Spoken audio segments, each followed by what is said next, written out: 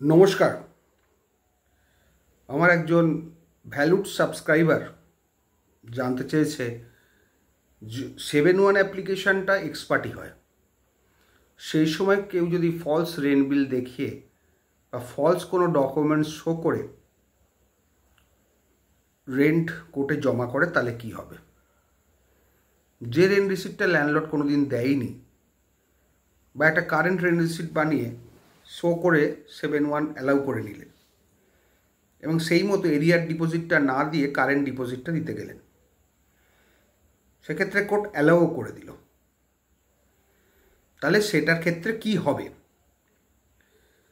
একটা কথা মাথায় রাখবেন, কোর্ট যখন 7(1) অ্যাপ্লিকেশন অ্যালাউ করে এক্সপার্টি বা কন্টেস্টেড, সেখানে অর্ডারটা হয় you may deposit at your risk and cost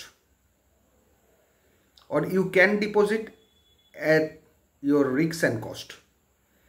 এই at your risk and cost কথাটা মানে তোমার রিক্সে তুমি কোর্টে জমা দিচ্ছ, সেটা পরবর্তীকালে যদি দেখা যায় ব্যাড ডিপোজিট, তাহলে এন্টায়ার ডিপোজিটটা ব্যাড হয়ে যাবে, বা পরবর্তীকালে যদি দেখা যায় তুমি এন্টাইটেলই নাও জমা দেওয়ার জন্যে, তা সত্ত্বেও তুমি জমা দিয়েছো, ডিপোজিটটা ব্যাড হয়ে যাবে। বা এটা যদি দেখা যায় যে ডকুমেন্ট ফোর্সড করে দিয়েছো, ল্যান্ডলর্ডের কাছে অন্য রেন্ট বিল, তুমি দিচ্ছ অন্য রেন্ট বিল কোর্টে, যেটাতে ল্যান্ডলর্ডের সই নেই বা ল্যান্ডলর্ডের সই জাল করে করা হয়েছে, সেক্ষেত্রে কিন্তু কোর্ট অর্ডার দেওয়ার পরেও যেহেতু অর্ডার শিট লেগেতে at your risk and cost, সেই অর্ডারটা বাতিল হয়ে যেতে পারে,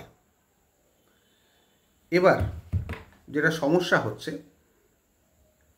যে টেনেন্ট যে জাল ডকুমেন্টস দিয়ে কোর্ট থেকে অর্ডার নিল, তার এগেন্সে শাস্তি কী হবে।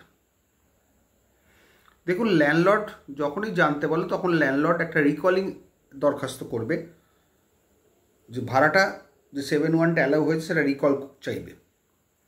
তার একটাই বক্তব্য, যে ডকুমেন্টসের ওপর কোর্ট অ্যালাউ করেছে বা কোর্টের কাছে যে ডকুমেন্টস ফাইল করেছে সেগুলো একটাও অরিজিনাল ডকুমেন্টস নয়, সেগুলো সব জাল ডকুমেন্ট, ফোর্স ডকুমেন্টস এবং সিগনেচারগুলো ফোর্সড। সেক্ষেত্রে যিনি বলছেন ফোর্স, মানে ল্যান্ডলর্ড যদি বলেন ফোর্স, তাহলে ল্যান্ডলর্ডকে অ্যাপ্লিকেশন করতে হবে অর্ডার 26-এর রুল 10-এ, সেটা হচ্ছে সায়েন্টিফিক ইনভেস্টিগেশনের জন্যে, হ্যান্ডরাইটিং এক্সপার্টের জন্যে অ্যাপ্লিকেশন করতে হবে সিআইডির কাছে বা ফরেন্সিক ল্যাব, সেন্ট্রাল ফরেন্সিক ল্যাবের কাছে অ্যাপ্লাই করতে হবে। সেখানে অ্যাডমিটেড ডকুমেন্টস বা অ্যাডমিটেড সিগনেচারগুলো পাঠাতে হবে, যেটা ফোর্সড বলে দাবি করা হচ্ছে সেটা পাঠাতে হবে। সেগুলো সব কোর্ট থেকেই পাঠাবে, অ্যাপ্লিকেশানটা অ্যালাউ হলে কোর্ট নিজেই পাঠিয়ে সেখান থেকে রিপোর্ট আসতে যা সময় লাগে, রিপোর্টে যদি দেখা যায় সিগনেচারটা ফ্রডড এবং ডকুমেন্টসগুলো জাল, তাহলে ইমিডিয়েট ওই অ্যাপ্লিকেশানের দেওয়া অর্ডার রিকল হয়ে যাবে। শুধু তাই নয়, যদি সাক্ষী দিয়ে এফিডেভিট করে মিথ্যে কথা বলে, তার এগেনস্টে ক্রিমিনাল পারজারিও হতে পারে। তবে সে ধরনের পারজারিতে কেউ যায় না, ওটা লেন্দি প্রসিজিওর।